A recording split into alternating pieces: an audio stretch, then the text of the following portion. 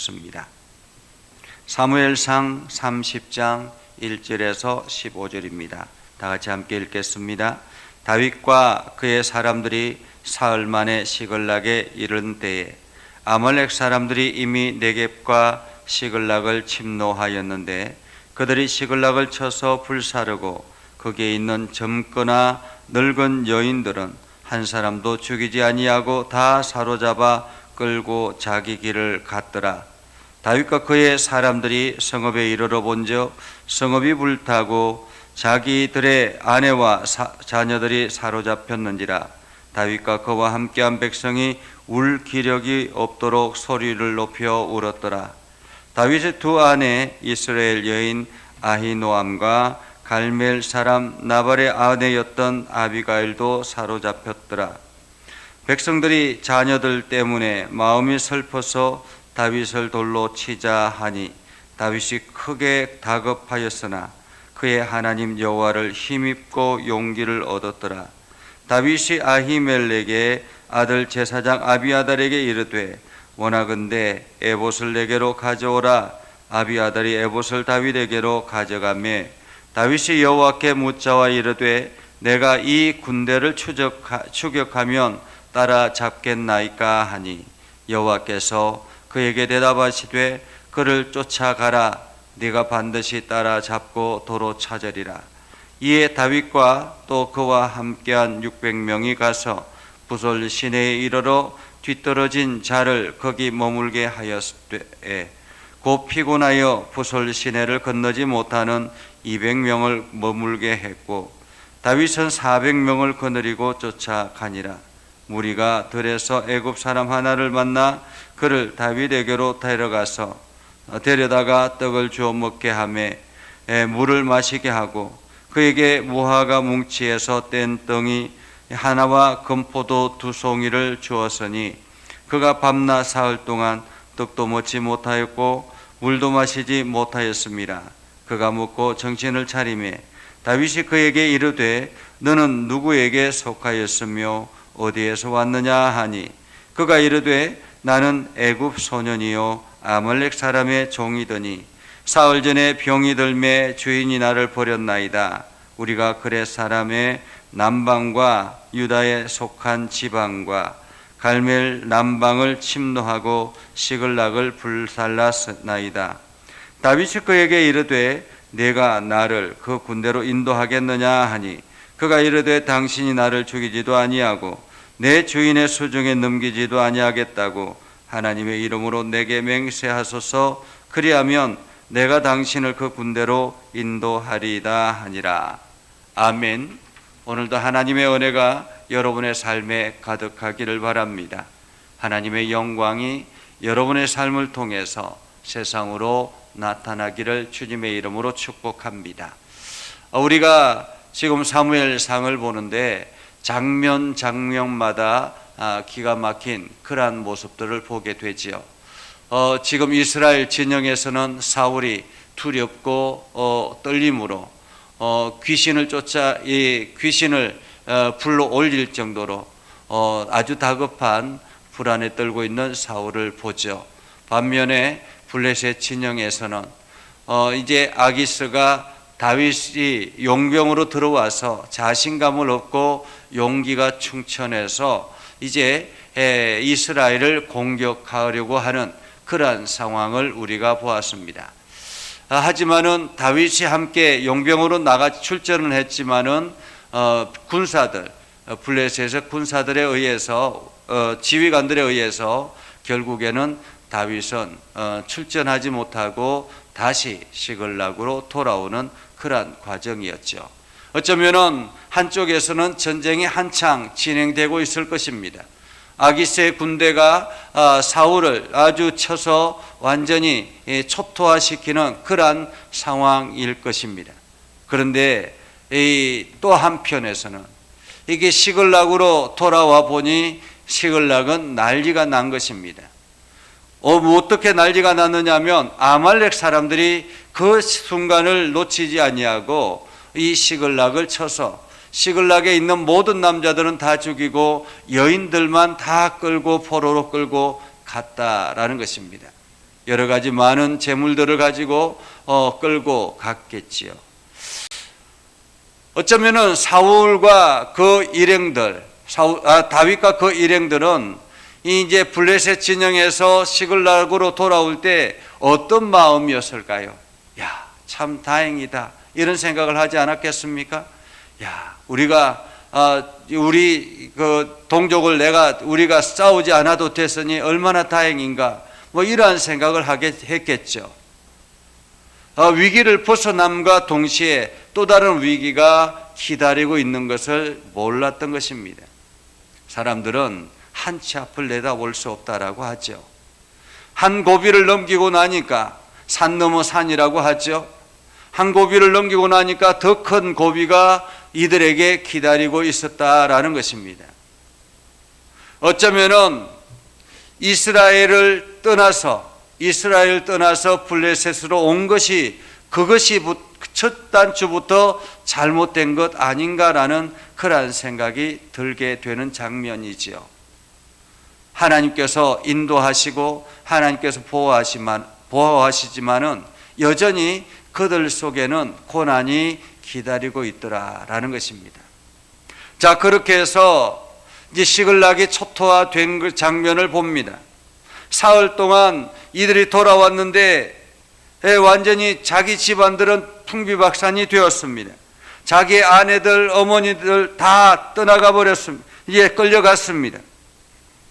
4절에 보면 울 기력이 없도록 소리 높여 울었다라고 이야기하죠. 통곡했다라는 것입니다. 울 기력이 없도록, 얼마나 서글프고 얼마나 처절했으면, 얼마나 속상했으면 울 기력이 없을 정도로 통곡했겠습니까? 그런데 성경은 그 속에, 끌려간 그 속에 다윗의 두 아내 이스라엘 여인 아히노암과 갈멜 사람 나발의 아내였던 아비갈도 포함되었다라는 거죠. 어쩌면은 다윗도 동일한 피해자인 것입니다. 다윗도 동일한 피해자. 그런데 상황은 급격하게 전개되고 있습니다. 6절에 보면 백성들이 자녀들 때문에 마음이 슬퍼서 다윗을 돌로 치려 한다라는 것이에요. 지금 용사들이 다윗을 돌로 치려고 합니다. 이유는 무엇일까요? 왜 우리를 이 블레셋 진영으로 끌고 와서, 블레셋 땅으로 끌고 와서 지금 온 가족을 잃어버리게 했느냐라는 것이죠. 이 모든 원인을 지금 다윗에게, 지휘관인 다윗에게 돌리고 있는 것입니다. 어쩌면 이 이스라엘에서 더 이상 지낼 수가 없어서 블레셋으로 도망쳐 왔는데, 그리고 도망쳐 와서 이제 아기스에게 인정을 받고, 정말로 인정을 받기 위해서 온갖 노력을 기울이고 이제 아기스 왕에게 인정을 받고 좀 살만한 줄 알았는데, 이것이 무엇인가라는 것입니다. 가족을 다 잃어버리고, 이 낯선 땅에 와서 가족을 다 잃어버리고 이 상황이 되도록 우리를 이끌게 한 당신을 우리는 죽이겠다라는 것입니다. 그래서 다윗을 돌로 치려고 합니다. 얼마나 다급했을까요?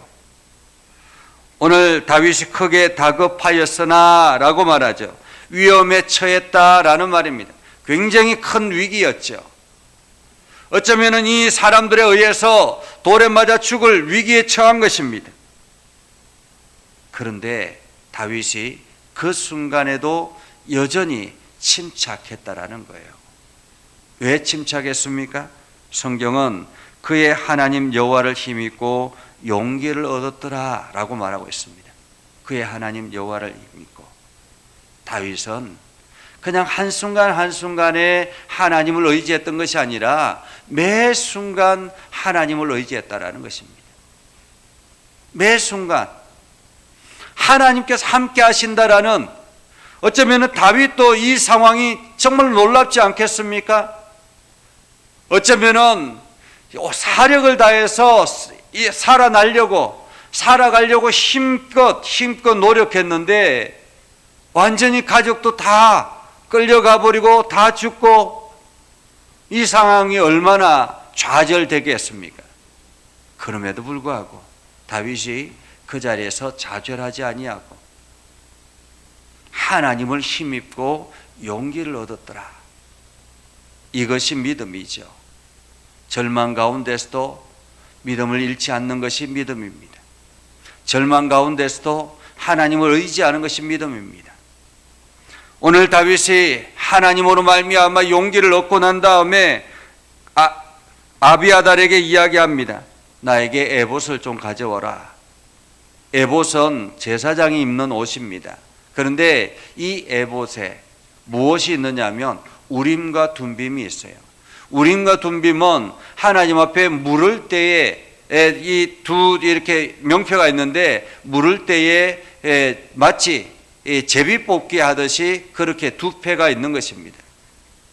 늘 이스라엘 백성들은 하나님 앞에 이 우림과 둠빔을 가지고 묻기 시작했던 거죠. 그래서 하나님 앞에 묻기 위해서 에봇을 가져오라 라고 이야기했죠. 자, 그렇게 해서 에봇을 가져왔습니다. 다윗이 하나님 앞에 기도합니다. 기도하고 난 다음에 떡 뽑으니까 하나님께서 말씀하시기를 가라 라고 이야기하더라라는 거죠. 오늘 성경은 그것을 이렇게 표현합니다. 여호와께서 그에게 대답하시되 그를 쫓아가라. 내가 반드시 따라잡고 도로 찾으리라. 하나님께서 이렇게 말씀하신 것이 아니라 제비를 뽑으니까 가라라고 결정하는 그러한 응답을 받았다라는 것입니다. 하나님께서 우리 인생 가운데 이렇게 자세하게 말씀해 주시면 얼마나 좋겠습니까? 그러나 우리가 살아가다 보면 기도하고 하다 보면 어느 순간인가 누군가를 통해서 메시지를 줄 수가 있습니다. 그 메시지가 하나님의 음성으로 들려지면 우리는 결단해야 하는 거죠. 오늘 가라라고 명령하자 다윗과 그 군사들이 곧바로 그들을 따라갑니다. 여러분 한번 상상해 보십시오. 사흘 동안 긴 행군을 했습니다. 사흘 동안 긴 행군을 하고 난 다음에 이 좌절 가운데 있다가 다시 일어나서 새롭게 용기를 내서 이제 그 군사들을 아말렉 군대를 따라갑니다. 쫓아갑니다.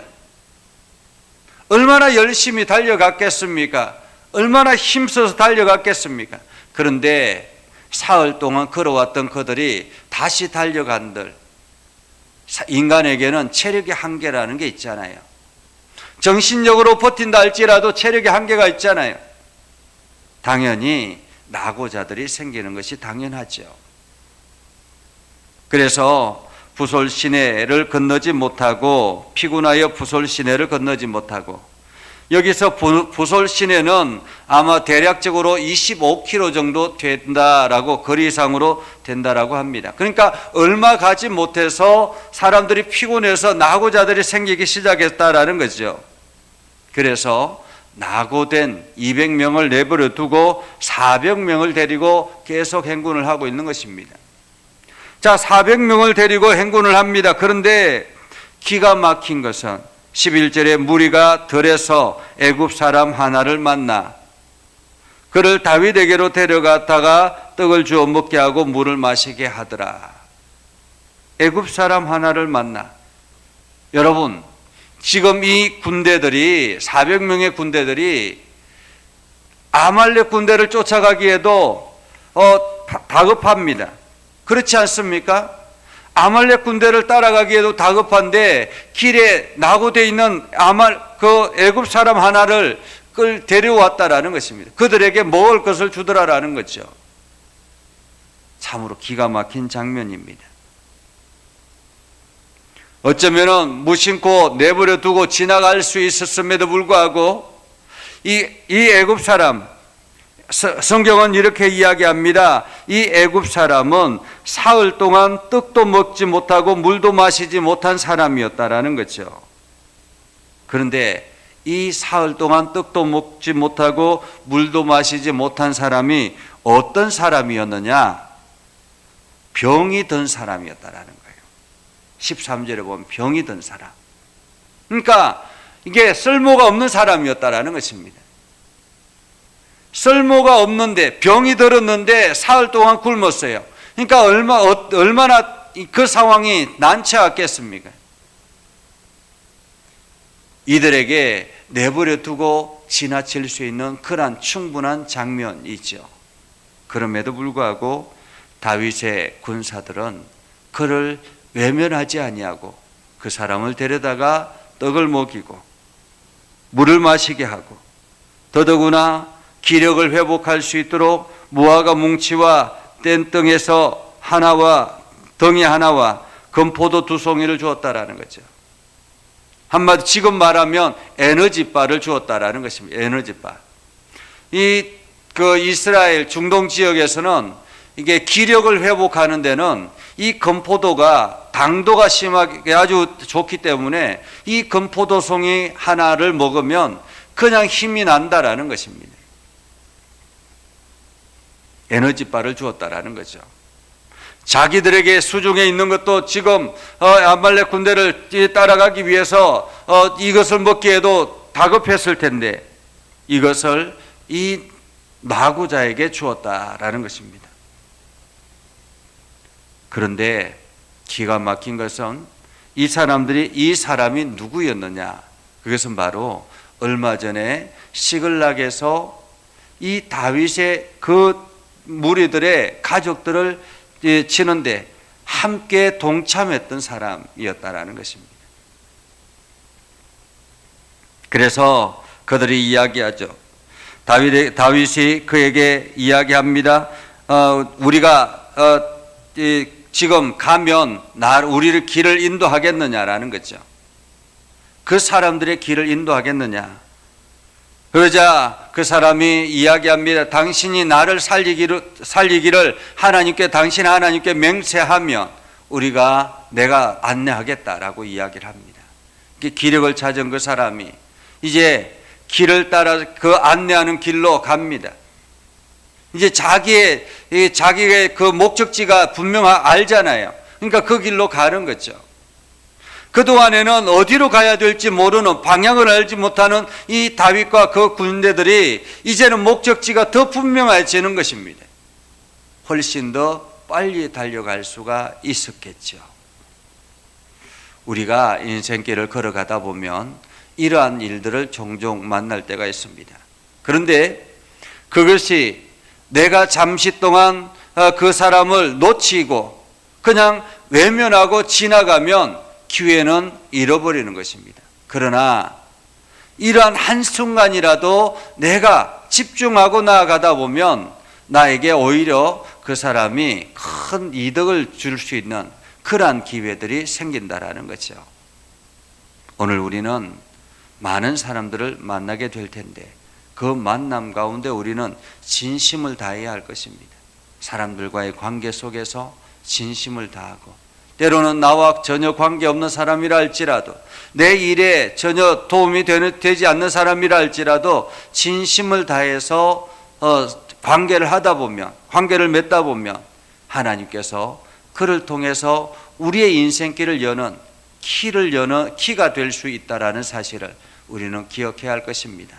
그래서 오늘도 우리가 하나님의 은혜를 더 깊이 경험하고 하나님의 인도하심 아래 순종하며 나아가는 복된 삶을 살아가기를 주님의 이름으로 축복합니다. 기도하겠습니다. 거룩하신 아버지 하나님, 다윗이 산 넘어 산과 같은 위기를 겪고 있었지만 여전히 그의 신앙은 흔들리지 않았고 하나님을 의지하는 마음이 간절했기에 하나님께서 그의 길을 또한 인도하시고 또한 안내해 주신 것을 압니다. 하나님, 오늘도 우리의 인생길에서 이러한 위기를 만났을 때 하나님을 더욱더 의지하는 신앙을 갖게 하여 주시옵소서. 위기 속에서 하나님을 의지하고 하나님이 인도하시는 대로 순종하고 또한 우리의 주변에 일어나는 모든 사람들과 관계 속에서 하나님이 보내시는 사람들을 만나게 하시고 이를 통해서 하나님께 영광을 돌리게 하여 주시옵소서. 거룩하신 아버지 하나님, 오늘도 수많은 결정들을 하게 될 텐데 그 결정들 속에서 하나님께 기쁨이 되게 하시고 하나님의 영광이 되게 하시고 하나님 나라를 위해서 귀하게 헌신하는 삶을 살아가게 하옵소서. 우리 가운데 역사하신 하나님을 찬양합니다. 하나님, 오늘도 저희와 동행하여 주시옵소서. 예수님의 이름으로 기도드리옵나이다. 아멘. 이제는 우리 구주 예수 그리스도의 은혜와 하나님 아버지 극진하신 사랑과 성령님의 감화 감동, 역사 위로 교통하시며 은혜가 주의 말씀 안에 있는 믿음의 백성들 위해 하는 모든 일들 위해 영원토록 함께 하옵시기를 간절히 축원하옵나이다. 아멘.